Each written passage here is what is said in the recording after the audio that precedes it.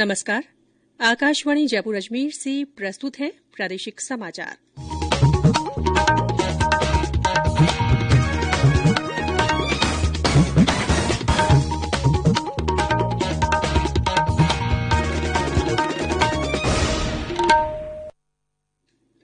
समाचारों के साथ मैं ऋतिका गुप्ता।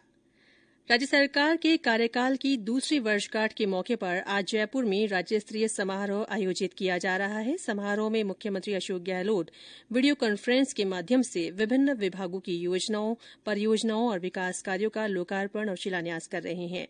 इस अवसर पर श्री गहलोत ने जन कल्याण पोर्टल का लोकार्पण किया। इस पोर्टल के माध्यम से सभी सरकारी योजनाओं में पात्रता, शर्तों और लाभ की जानकारी मिल सकेगी। सरकार की उपलब्धियां, नवाचार और आमजन के लिए उपयोगी परिपत्र तथा आदेशों का संकलन भी इस पोर्टल में होगा। कार्यक्रम में मुख्यमंत्री ने सूचना और जनसंपर्क विभाग द्वारा राज्य सरकार की उपलब्धियों पर तैयार डॉक्यूमेंट्री का विमोचन किया और 2 वर्ष की उपलब्धियों पर वर्चुअल प्रदर्शनी का उद्घाटन भी किया। समारोह में प्रदेश कांग्रेस अध्यक्ष गोविंद सिंह डोटासरा, सूचना और जनसंपर्क मंत्री डॉ रघु शर्मा और अन्य मंत्रीगण तथा जनप्रतिनिधि मौजूद हैं। इस कार्यक्रम का सोशल मीडिया प्लेटफॉर्म पर सीधा प्रसारण भी किया जा रहा है। देश में पिछले 24 घंटों के दौरान 31,000 से अधिक लोगों के कोविड-19 से स्वस्थ होने के साथ ही देश में यह दर 95.40% तक पहुंच गई है। स्वास्थ्य मंत्रालय ने कहा है कि अब तक 95,20,000 से अधिक लोग स्वस्थ हो चुके हैं।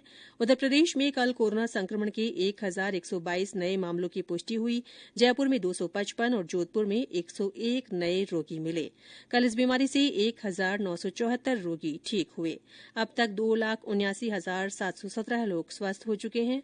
कोरोना के सक्रिय मरीजों की संख्या घटकर 13,647 रह गई है।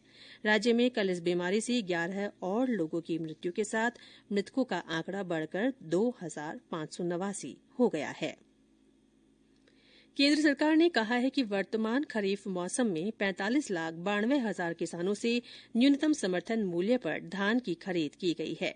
इसके लिए 75,263 करोड़ रुपए से अधिक का भुगतान किया गया है।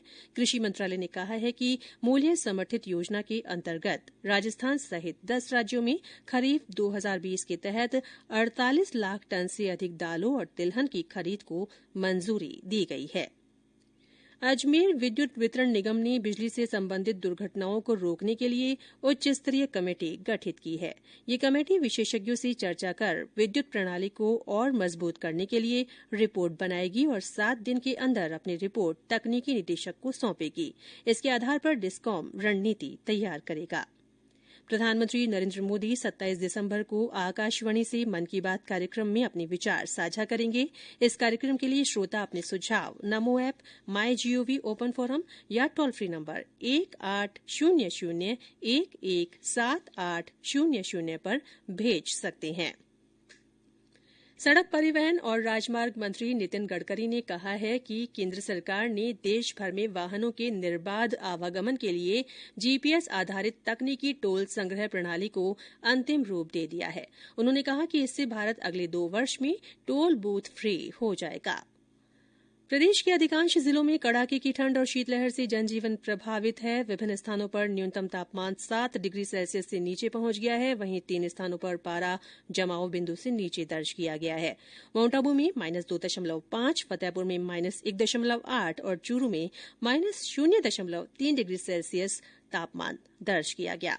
इसके अलावा सीकर में 1, पिलानी में 1.5, भीलवाड़ा में 2, चित्तौड़गढ़ में 3.5, बीकानेर में 4.3, श्रीगंगानगर में 5, कोटा में 5.3, बूंदी में 5.4, जैसलमेर और जोधपुर में 5.7, जयपुर और सवाईमाधोपुर में 6.2, अजमेर में 6.7, अलवर में 6.8 और बाड़मेर में 6.9 डिग्री सेल्सियस न्यूनतम तापमान रहा।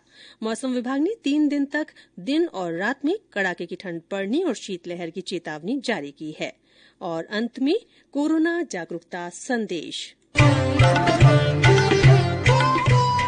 कोविड-19 से बचाव और सुरक्षित रहने के 3 उपाय। मास्क लगाएं, 2 गज दूरी है जरूरी, सुरक्षित दूरी रखें, हाथ और मुंह साफ रखें। इसी के साथ प्रादेशिक समाचार बुलेटिन समाप्त हुआ। हमारा अगला बुलेटिन राजस्थानी में दोपहर 3 बजे प्रसारित होगा। नमस्कार।